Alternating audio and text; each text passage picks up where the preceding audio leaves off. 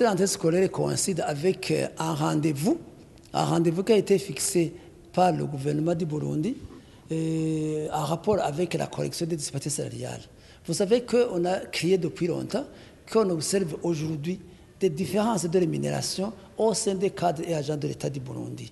Heureusement que le gouvernement, à un certain moment, a compris qu'il faut que l'on s'asseye ensemble pour trouver une solution. Et on a déjà franchi une étape, on a négocié avec le gouvernement et on est abouti à un document qu'on a appelé un rapport d'étape. Et un rapport d'étape qui montre comment on peut relever lentement les petits salaires, ce que nous avons appelé ajustement, et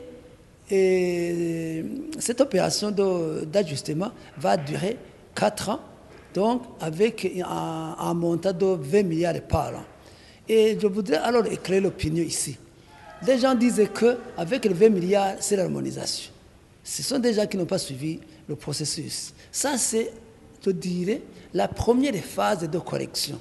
Quand on aura amorcé le processus de correction, il va y avoir une autre suite qui va, cette fois-ci, s'attirer à la correction effective pour qu'on puisse avoir un salaire équitable.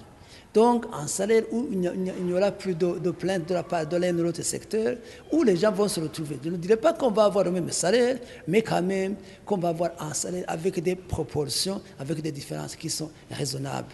Ici, alors, nous nous réjouissons partiellement parce que, nous avons déjà signé le document avec le président du gouvernement, principalement le ministre des Finances, parce que c'est la pièce maîtresse quand il s'agit des questions des finances.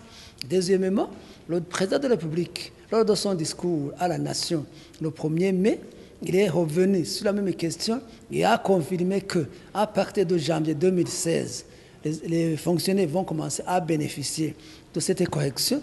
Il est revenu même sur la même question lors de son discours à la nation. C'est pour dire que nous disons que c'est une étape importante. Mais nous restons toujours sur notre soif. Notre soif, pourquoi? Parce que, rappelez-vous, quand le président de la République a promis 34%, les services techniques qui étaient chargés de mettre en application ce discours ont traîné les pieds à tel point qu'on s'est retrouvé dans une situation où il fallait faire une grève pour amener le gouvernement à concrétiser cette promesse. Donc ici, j'interpelle les services techniques de la fonction publique et des finances pour qu'ils ne retombent pas dans la même erreur.